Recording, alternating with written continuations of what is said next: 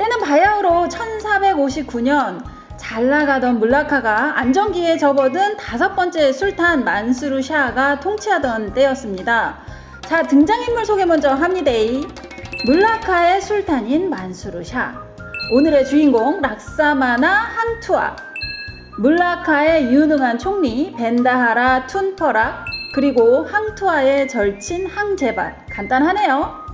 아참참, 타밍살이라고 하는 말레이 전통 칼이 빠질 뻔했네요. 옛날 옛적에 항투아와 4명의 친구들이 있었어요. 이 5명의 젊은이들은 어딜 가든 함께 다니면서 불의에 맞서서 맹활약을 하면서 나쁜 사람들을 물리쳤다죠. 그러다가 당시 총리였던 툰퍼락의 눈에 띄게 됐고, 그 중에 항투아는 술탄 만수르 샤의 총애를 한 몸에 받으면서 물라카의 해군 제독의 자리에까지 오릅니다. 어느 날 인도네시아 자바섬에 있던 마자파히드 왕국에서 술탄을 호위하는 임무를 맡고 있었던 항투아는 타밍살이라고 하는 엄청 힘이 센 마자파히드 용사의 공격을 받게 되는데요.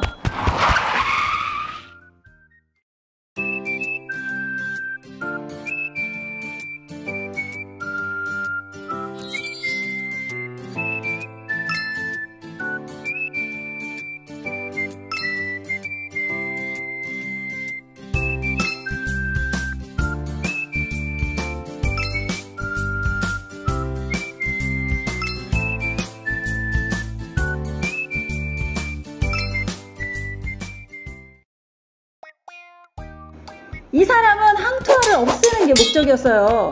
다행히 이 싸움은 항투아의 승리로 끝났고, 마자파히드의 왕은 그 용사가 가지고 있던 칼을 항투아에게 하사합니다. 크리스라고 하는 신비의 전통 칼인데요, 보통 주인의 이름을 그대로 칼에 붙였대요. 이전 주인의 이름을 딴 타밍살이라고 하는 마법의 크리스는 이렇게 항투아의 손에 들어옵니다.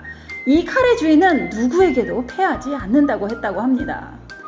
무술 실력이 출중한 데다가 이제 타밍살이라는 천하무적의 아이템까지 장착한 항투아와 실력 있는 총리 대신 툰퍼락의 활약으로 이 당시 물라카는 그 어느 때보다도 평화로운 시절을 보내는데요.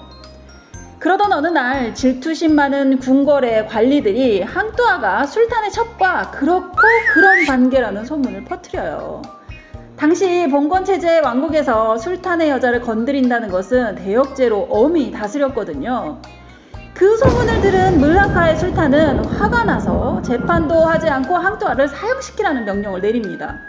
이렇게 항투아는 물러나고요. 이제 그 자리는 항투아의 준마고우 친구이자 그의 버금가는 용사였던 항제밭에게 맡겨지고, 타밍살이도 함께 물려받게 됩니다. 그러나 이 항제밭은 절친인 항투아의 원수를 갚을 날만을 손꼽아 기다리고 있었고, 억울하게 목숨을 잃은 친구를 위해서 왕국을 피바다로 만들고 마침내 술탄까지 죽이려는 반역을 시도합니다. 항제밭 역시 무예에 뛰어났고 이 전설의 크리스를 가지고 있었기 때문에 아무도 그를 이길 수가 없었어요. 그러자 술탄은 뒤늦은 후회를 합니다. 항투아라면 항제밭을 물리칠 수 있었을 텐데. 이때 죽었다던 항투아가 짠 나타납니다. 이게 어찌 된 일일까요? 총리 대신 툰퍼락은 사형 명령이 떨어졌을 때 항투아를 죽이지 않고 추방시켜서 숨어 살게 했다는 사실을 털어놓습니다. 술탄은 즉시 항투아를 불러들이고 항제밭을 처치하라는 명령을 내려요. 이렇게 다시 살아온 항투아는 베프인 항제밭과 죽음의 결투를 벌입니다. 자, 이 싸움은 어떻게 끝이 날까요? 제 아무리 항투아가 강한 용사라고 해도 항제밭에게는 타밍살이라는 마법의 크리스가 있었기 때문에 쉽지 않았어요. 7일 밤낮으로 혈투를 벌인 끝에 항투아는 항제밭을 속이고 타밍살이를 빼앗아 오는데 성공하고 결국 항투아는 절친인 항제밭을 제거할 수 있게 됩니다. 어릴 때부터 가장 친한 친구이면서 자기의 억울한 누명을 벗기기 위해서 자기 편에 섰던 항제밭을 술탄의 명령을 따르기 위해서 죽인 겁니다. 셰익스피어 소설 못지않은 비극이네요. 이야기가 어째 좀 하고 생각이 드시죠?